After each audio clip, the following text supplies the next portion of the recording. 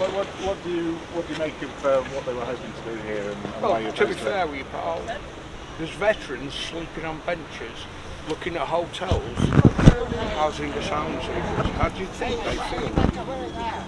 They've been to fight for our country, and they're sleeping on a bench while we've got asylum seekers getting 3 meals a day in a hotel opposite their bench, where they're sleeping without anything to eat and anything to drink. So there are already asylum seekers in Buxton being No, housed? not in Buxton, in the whole country. The point I'm making is, they fought for our country, and these people are sat in hotels getting 3 meals a day. They're sleeping on the bench. They fought for our country, and that's is what we're against. Yeah. Well, we've got people in this town that are poor, that have got no accommodation. I've got my son-in-law, daughter, 3 grandchildren. They're just having to come out of their house now because of rent increases and that. It's been offered to another family member. They can't get any accommodation in Buxton. They're struggling, they're really worrying. We're helping them out. And like the people that they want to bring here are young men, 18 to 40, coming into our country, and in the halls here, apparently they were going to get on-site doctors and nurses to care for them, whereas in Buxton we have problems trying to see our own doctors.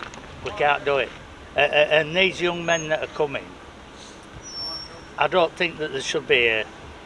They should be in their own country, fighting for their country to make their country a better place to live in. So you're not happy that the application's been withdrawn because you think it's going to come back?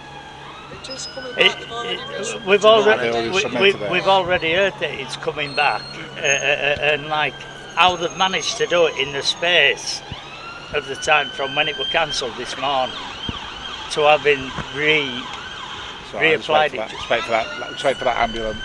Yeah. You're fighting the ambulance. Is there a name of your organisation?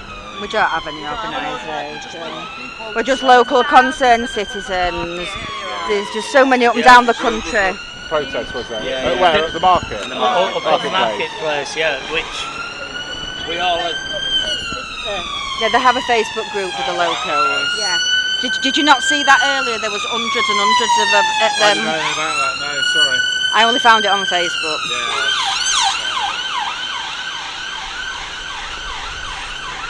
They just want their voices heard, don't you? Yeah.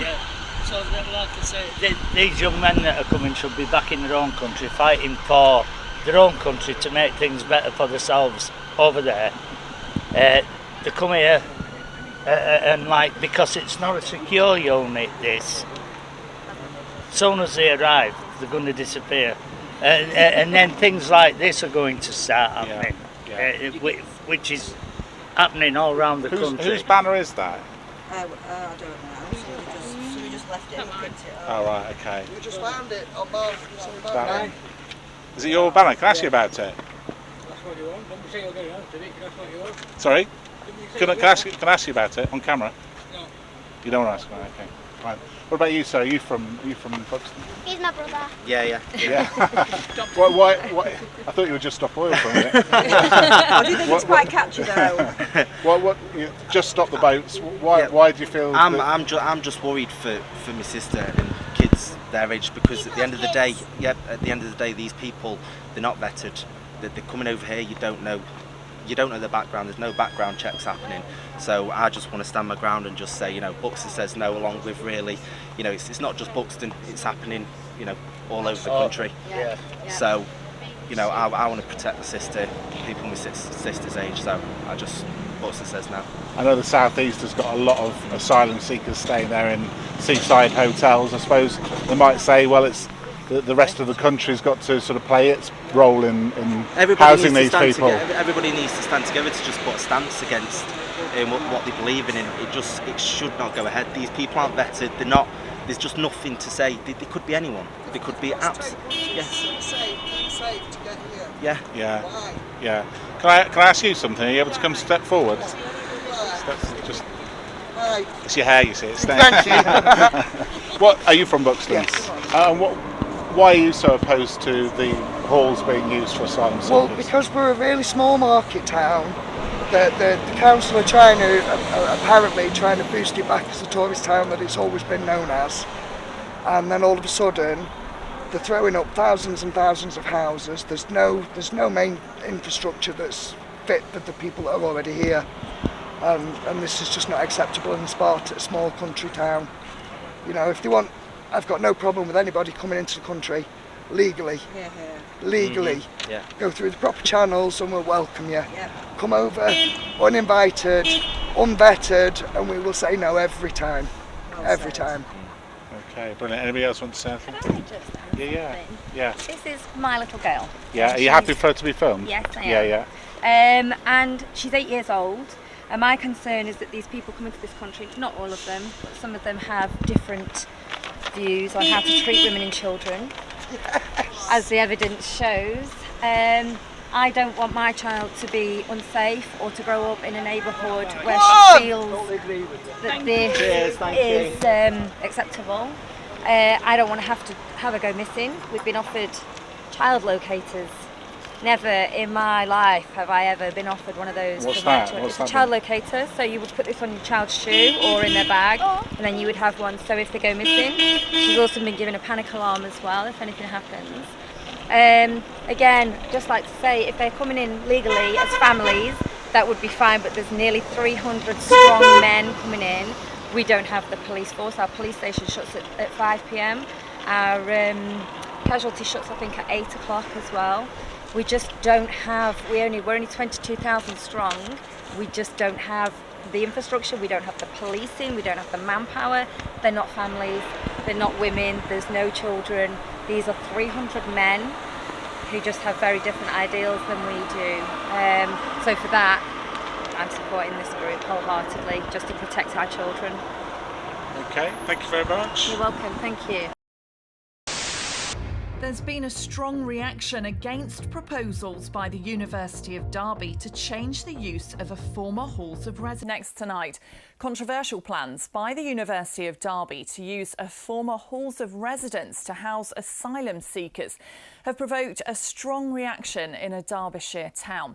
The university today withdrew an application for the site at Buxton just hours before the local council was due to vote against it. But it's expected that a fresh planning application will be submitted soon.